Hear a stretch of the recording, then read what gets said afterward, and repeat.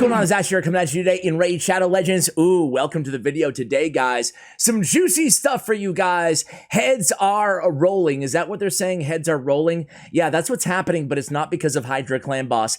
It's because of update 4.90. Today we got all the information just 6 minutes ago from the time of this recording, so I skimmed it, I read it over, and now I'm reading it in depth for you guys, gonna react, and boy, already in the last 10 minutes here, the community is, uneasy. Let's give the understatement of the century here and say that people are not very happy about this. Today we're going to talk about all of it, what it means, what the concerns are, and I want to get your guys' opinion as well. So let's just jump right into it here. Enough of the preamble. Let's shrink myself down, and here we go. Update 4.90 highlights. So we're bringing new breath into the life of your duplicate champions and find new uses for them. We've already discussed it in several videos, including a dedicated feature review. So you might have seen it already, blah, blah, blah. Well, we didn't know this. We didn't know what we found out today. This is what I like to call the cushion, the pain cushion. The guys, get ready. You pretty much know all of this stuff. Just a few more tidbits. Nothing really to see here. Move along, move along. So the Guardian Ring. The Guardian Ring is a new building that will appear in your bastion and take place of the sparring pit. But not to worry, we'll not remove the sparring pit. It'll be rolled into the Guardian Ring. So now where your sparring pit is, you can do a bunch of stuff all regarding dupes and of course leveling up champions like the sparring pit used to do. So sparring pit, faction guardians, empowered champions, unbind champions, token trader, excuse me. We'll go over them now. Okay, great. Sparring pit, well, we already know that. Let's move on to faction guardians. So here, you assign duplicate rare, epic, and legendary champions to become faction guardians. This means they'll boost the stats of all the champions of the same rarity in each chosen faction. Each faction has 5 chambers available, and each chamber has 2 slots. So that's a lot. Basically, that adds up to be a ton of duplicate champions to get this bonus here. So again, 5 chambers available of 2 slots. That would be 10 slots. Each chamber provides stats bonuses to all champions of the faction to which it belongs to and the respective rarity. Similar to the Great Hall bonus, but it's faction specific rather than affinity specific. So you unlock your champions in a specific order by assigning duplicate champions to them. You need to fill the first 2 slots to give you a bonus to HP before you can unlock the other chamber that provides an attack bonus and so on. So unlike the Great Hall where you get to choose the stat that you want to invest in next, this time you have to go in order. So the first 2 duplicates, well, that will give you HP and then attack and so on. So that's already a little bit of a bummer. It would be so much better, and really nothing added to the feature, wouldn't take more development time or anything, if they just allowed us to choose the stats that we want to upgrade with our duplicate champions. For example, we want to upgrade the speed or the accuracy of these champions. That's fine. We put our first 2 dupes because we don't have, most players don't have, hundreds of duplicate champions lying around. So it would be advantageous for the player base to go ahead and decide where they want to put what stat they want to invest in, just like it is in the Great Hall. Fortunately, champions you make into the faction guardians can still be used in battle. Oh, fortunately, thank God, right? That would really suck. By the way, you can't use any of these champions ever. Have fun, players. That would really be, fortunately, okay. That's like saying, hey, we're going to kill you next week, but fortunately, you get to choose every meal between now and then. As long, okay, I'm exaggerating just a little bit. As long as you don't have to get rid of either champion, you'll get the bonus. If you want to sacrifice or unbind faction champions, you'll need to remove them from the slot first. Okay. Empower champions. This is the next tab. It allows you to feed your legendary champions with their duplicates in order to empower them. You can do this up to 4 times, and each specific dupe will give your champion a stat boost.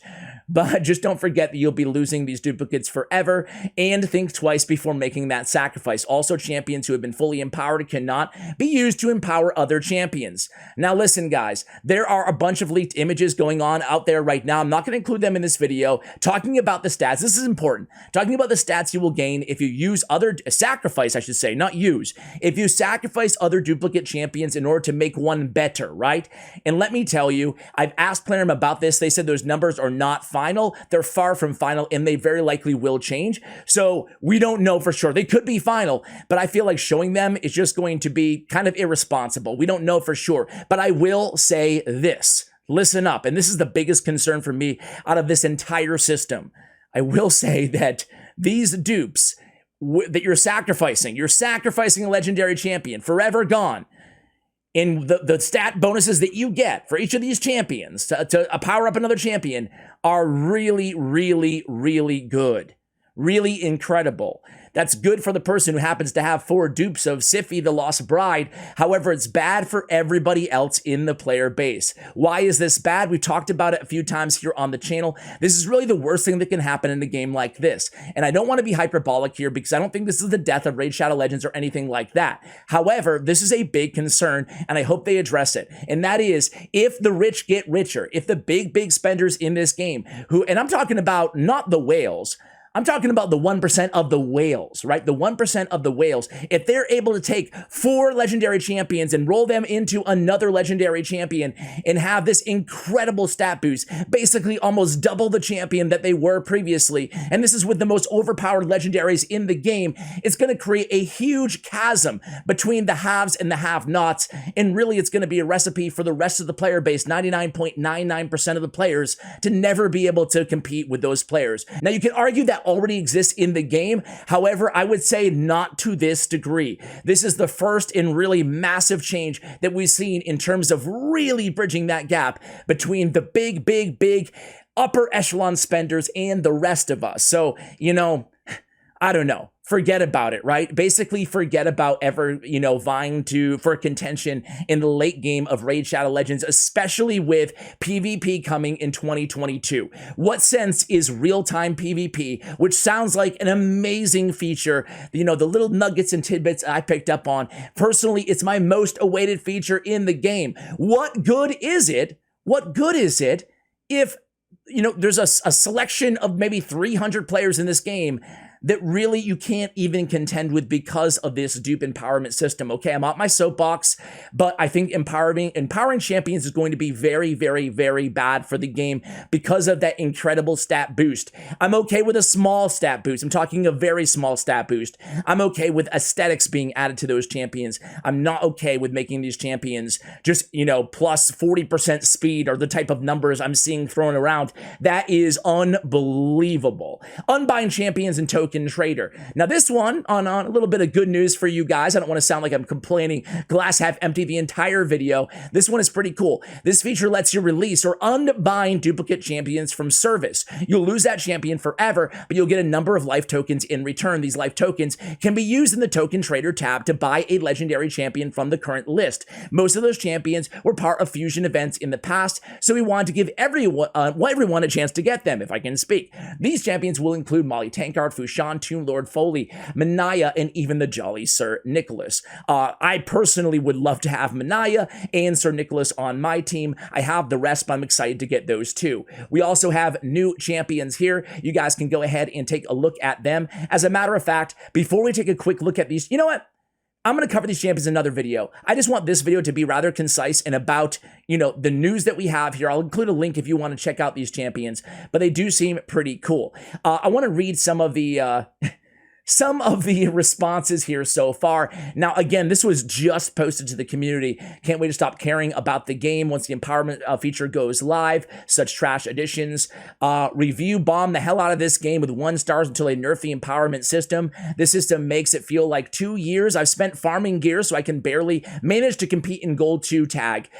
Valid concern, right? This is going to push everybody down in the arena as well. For anyone that doesn't know, the empowerment will raise stats by 40% attack, 40% HP, 40% defense, 55 resistance, 55 accuracy, 30% crit damage, and 10% crit rate. This is the most disgusting game-breaking update ever, and now we know why Plarium has been so quiet about the details on it.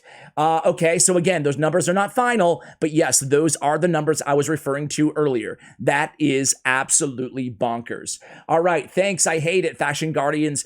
Still suck. Only whales have 1 + 9 copies of a given champ per faction. He's including the Dupe Legos in there. Dupes shouldn't be something you need to rely on. This should not be a factor in PvP because it's too pay to win by definition. Honestly, I absolutely agree with this poster. Empowerment works in most cases because, the same way as Faction Guardians. Also, notice how the stats are increased and expanded based on how many empowerments you do. Base stats, then speed. Lastly, crit and crit damage. Again, the whale hunting mechanic will likely be a good starting point to give up PvP entirely. efficiently. And that, again, is exactly my concern.